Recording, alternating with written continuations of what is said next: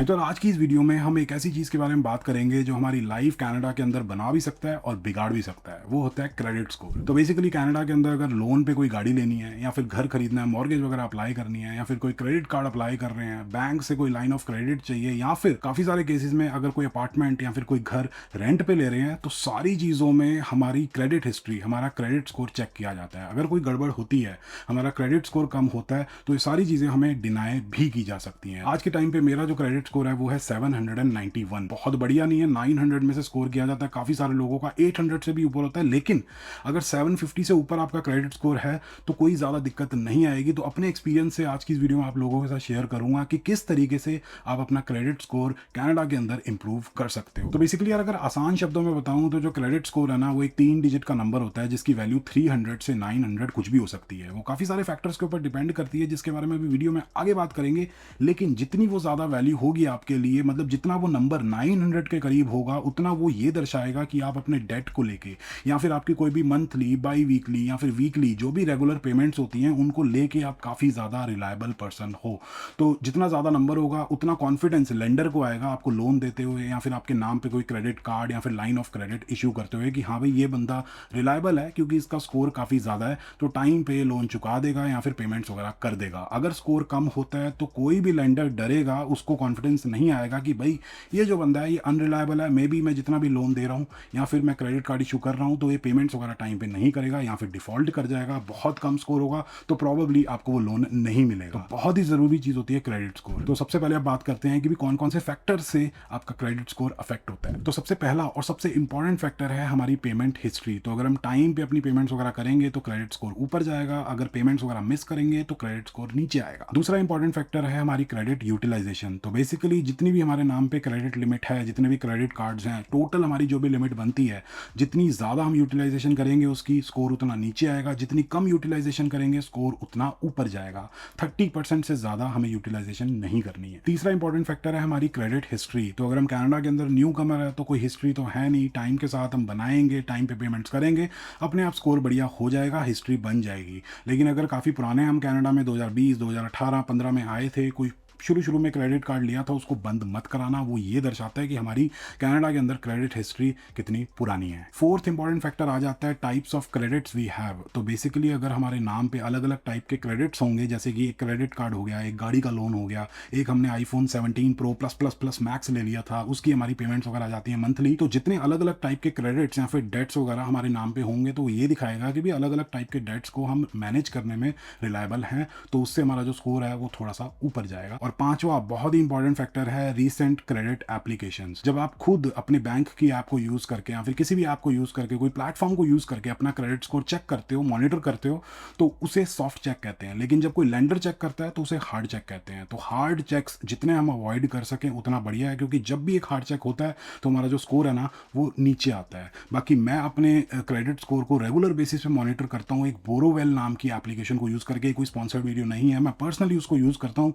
तो उसका एक रेफरल लिंक भी है, वो मैं डिस्क्रिप्शन में डाल दूंगा, आप जाके चेकआउट कर सकते हो। अगर रजिस्टर करोगे तो दोनों को थोड़ा बहुत फायदा हो जाएगा। तो भी अब बात करते हैं कि किस तरीके से हम कनाडा के अंदर अपना क्रेडिट स्कोर इंप्रूव कर सकते हैं। तो सबसे पहला काम आपको क्या करना है कि जिस भी बैंक के अंदर आपका चेकिंग या सेविंग्स अकाउंट है, अगर नहीं है तो उसको ओपन करवा लो। तो उस बैंक के पास जाके एक क्रेडिट कार्ड के लिए अप्लाई करो, बेसिक वाले के लिए $500, $1000 या फिर $2000 आपकी क्रेडिट लिमिट होगी, और उसको यूज करने की हैबिट डालो। बहुत ज्यादा यूज नहीं करना है, क्रेडिट यूटिलाइजेशन 30% से कम रखनी है। तो जैसे ग्रोसरीज वगैरह करने चले गए या फिर कभी गैस डलवा ली, और जब भी स्टेटमेंट जनरेट होती है उसके बाद वो पूरी की पूरी जो स्टेटमेंट है ना उसको पे कर दो, तो देखना टाइम के साथ आपका क्रेडिट स्कोर इंक्रीज होना शुरू हो जाएगा। दूसरा काम आपको क्या करना है कि यार जितने भी बिल्स आपके नाम पे जनरेट होते हैं मंथली, बाई वीकली या फिर जो भी हिसाब किताब है, जैसे कि यूटिलिटीज का बिल हो गया, फोन का बिल हो गया, वाईफाई का बिल हो गया, या फिर आपको रेंट देना होता है, या फिर आपके क्रेडिट कार्ड की स्टेटमेंट जनरेट होती है, तो सारे बिल पेमेंट्स के लिए ऑटो पेमेंट सेटअप कर दो, ताकि गलती से भी आप कोई भी पेमेंट मिस ना करो। क्योंकि काफी बार ऐसा होता है कि कोई मिस्ड पेमेंट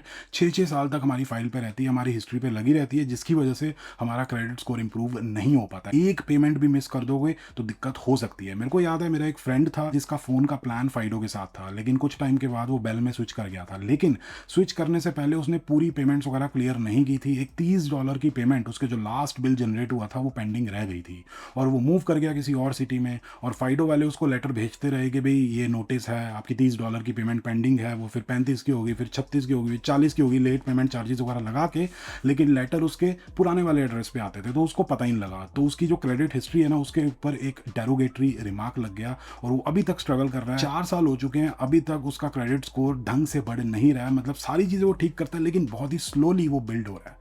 तो ये काम मत करना, सारी की सारी पेमेंट्स को टाइम पे कर देना, ऑटो सेटअप कर देना, ताकि हिसाब किताब बढ़िया रहे। उससे अगली चीज़ ऑलरेडी आपको बता चुका हूँ कि आपकी जो क्रेडिट यूटिलाइजेशन है ना, वो कम से कम होनी चाहिए। जितनी वो ज़्यादा करोगे उतनी वो नेगेटिवली आपके क्रेडिट स्कोर को इम्पैक्ट करेगी।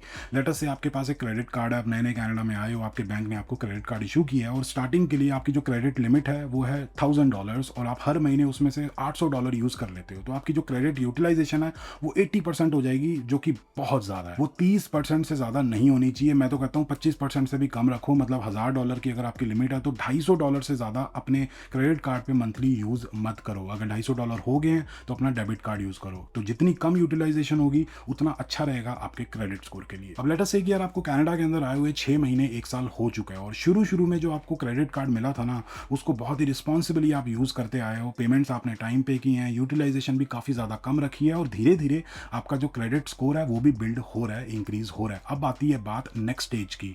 अब आपको क्या करना होगा, अपने क्रेडिट को थोड़ा सा डाइवर्सिफाई करना होगा। जैसे कि आपने कोई फ़ोन ले लिया इंस्टॉलमेंट्स वगैरह पे, या फिर कोई पर्सनल लोन ले लिया, या फिर बैंक से कोई लाइन ऑफ क्रेडिट इशू करा ली जिसको आप कभी कभी यूज़ कर लेते हो, या फिर आपने कोई गाड़ी वगैरह ले ली लोन पे। ये दिखाने के लिए कि भाई अलग अलग टाइप के क्रेडिट को या फिर डेट को आप बहुत ही रिस्पॉन्सिबली मैनेज कर सकते हो। तो इससे आपका जो क्रेडिट स्कोर है वो थोड़ा सा और जल्दी बढ़ना शुरू हो जाएगा। लेकिन एक डिस्क्लेमर ये देना चाहूंगा कि कोई भी लोन, कोई भी डेट, कोई भी क्रेडिट या फिर कोई भी चीज़ इंस्टॉलमेंट्स पे खरीदने से पहले ये देख लेना कि क्या आप उसको अफोर्ड कर सकते हो।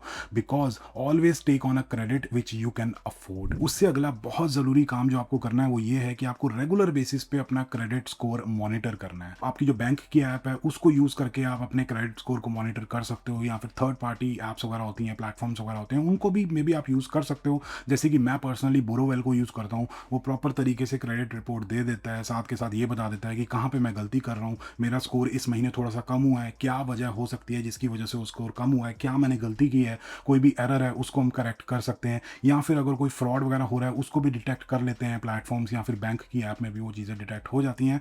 तो ये बहुत ज़रूरी चीज़ है मॉनिटर करना, क्योंकि अगर मॉनिटर ही नहीं करोगे, ऑडिट ही नहीं करोगे, तो आपको पता ही नहीं लगेगा कि भाई किस दिशा में आपका स्कोर जा रहा है, तो उसको इम्प्रूव कैसे करोगे। तो ये हिसाब किताब है। तो रेगुलर बेसिस पे आपको स्कोर मॉनिटर करना है। फिर काफ़ी सारे लोगों के माइंड में क्रेडिट स्कोर को लेके 3 कॉमन मिसकंसेप्शंस होते हैं जिनको इस वीडियो में मैं क्लियर करना चाहूँगा। पानी पी लेता हूँ फिर बताता हूँ। सबसे पहला मिसकंसेप्शन काफ़ी सारे लोगों के माइंड में ये है कि भाई अगर मेरे नाम पे कोई भी डेट नहीं है, कोई भी क्रेडिट वगैरह नहीं है, तो वो मेरे स्कोर के लिए बहुत बढ़िया चीज़ है। ऐसा नहीं होता है, बहुत बड़ा मिथ है। तो बेसिकली अगर आपके नाम पे कोई डेट ही नहीं होगा, कोई क्रेडिट नहीं होगा, आप कोई भी पेमेंट्स वगैरह मंथली बाई वीकली नहीं कर रहे हो, तो लेंडर को पता कैसे लगेगा कि भाई आप पेमेंट्स को लेकर रिस्पॉन्सिबल हो। लेट अस से हमेशा से आपके पास एक डेबिट कार्ड रहा है, आपने कोई भी क्रेडिट कार्ड नहीं लिया, कोई भी डेट नहीं लिया, कोई भी इंस्टॉलमेंट पे चीज़ नहीं ली, एक तरीके से देखा जाए बढ़िया चीज़ है। लेकिन अगर क्रेडिट स्कोर के पॉइंट ऑफ व्यू से देखा जाए तो जब फ्यूचर में आप कोई गाड़ी का लोन लेने जाओगे या फिर आप घर खरीदने के लिए मॉर्गेज अप्लाई करोगे, जो लेंडर है वो आपकी क्रेडिट हिस्ट्री को देखेगा, उसको कोई प्रूफ नहीं दिखाई देगा कि भाई आप अपनी पेमेंट्स को लेके काफ़ी ज़्यादा रिस्पॉन्सिबल हो। चाहे आप बढ़िया हो, फाइनेंशियली रिस्पॉन्सिबल हो, लेकिन प्रूफ भी तो होना चाहिए ना कि देखो मैं पिछले 5 सालों से इस क्रेडिट कार्ड को यूज़ कर रहा हूँ, या फिर ये मैंने इंस्टॉलमेंट्स वगैरह पे की थी, आज तक मैंने कोई भी पेमेंट वगैरह मिस नहीं की है। तो बताने के लिए, दिखाने के लिए कुछ हिसाब किताब तो होना चाहिए ना। तो अगर कोई भी छोटा सा डेट या फिर छोटी सी कोई चीज़ इंस्टॉलमेंट पे ले लोगे, टाइम पे पेमेंट्स करोगे, तो बढ़िया हिसाब किताब रहेगा, लेंडर को प्रूफ मिल जाएगा। अब कुछ लोगों को मिसकंसेप्शन ये होता है कि अगर मेरी बहुत ज़्यादा क्रेडिट लिमिट हो जाएगी ना तो बढ़िया हिसाब किताब हो जाएगा, मेरा क्रेडिट स्कोर इंक्रीज हो जाएगा। ऐसा नहीं होगा। जब तक आप अपने क्रेडिट को वाइजली यूटिलाइज नहीं करते हो तब तक आपका स्कोर नहीं बढ़ेगा। चाहे आपकी क्रेडिट लिमिट सिर्फ $3000 भी है, अगर उसको सही तरीके से यूज़ करोगे तो डेफिनेटली क्रेडिट स्कोर बढ़ेगा। लेकिन अगर आपकी लिमिट $50000 भी है लेकिन उसको वाइजली यूज़ नहीं करोगे तो आपका स्कोर नहीं बढ़ेगा। अब लेट अस से कि कोई बंदा कहता है कि भैया मैं तो सिंपल सा आदमी हूँ, मैं कैश या फिर डेबिट कार्ड यूज़ करता हूँ, मेरे को किसी क्रेडिट कार्ड के चक्कर में नहीं पड़ना, मेरे को कोई लाइन ऑफ क्रेडिट नहीं चाहिए, या फिर कोई डेट, कोई लोन वगैरह मेरे को अपने सर पे नहीं चाहिए क्योंकि मेरे को नहीं आदत। तो मैं किस तरीके से अपना क्रेडिट स्कोर इंप्रूव कर सकता हूँ? तो सिंपल सा तरीका ये है कि फ़ोन तो लोगे ना, या फिर कोई मोबाइल प्लान, इंटरनेट प्लान तो लोगे ना, या फिर कोई यूटिलिटी बिल, इन चीज़ों को अपने नाम पर ले लेना, वो तो ज़रूरी है। और टाइम पर अपनी पेमेंट्स वगैरह करते रहना, बिल आएगा उसको पे कर देना ड्यू डेट से पहले। तो उस केस में आपका क्रेडिट स्कोर धीरे धीरे बिल्ड होना शुरू हो जाएगा, वो बढ़ता रहेगा। लेकिन हाँ, एक चीज़ ज़रूर पूछ लेना, जिनसे भी आप अपना प्लान वगैरह लोगे, जहाँ भी बिल पेमेंट कर रहे हो, उनसे ये पूछ लेना कि भई क्या मेरी पेमेंट्स को आप क्रेडिट ब्यूरो को रिपोर्ट करते हो? अगर वो रिपोर्ट करते होंगे तो हिसाब-किताब बढ़िया रहेगा और आपका सिस्टम सेट हो जाएगा। अब अगर आपका क्रेडिट स्कोर बढ़िया हो गया है, अब टाइम आ चुका है कि भैया आपको कनाडा के अंदर गाड़ी खरीदनी है, लोन पे लेनी चाहिए, कैश पे लेनी चाहिए, पुरानी लेनी चाहिए, नई लेनी चाहिए, क्या हिसाब-किताब होना चाहिए? ये अगर आप जानना चाहते हो तो राइड वाली वीडियो चेकआउट कर सकते हो, आपको सारी चीज़ें बढ़िया तरीके से समझ आ जाएँगी। बाकी अगर आप लोगों को वीडियो पसंद आई तो please like, share and subscribe, and as always stay healthy and keep hustling.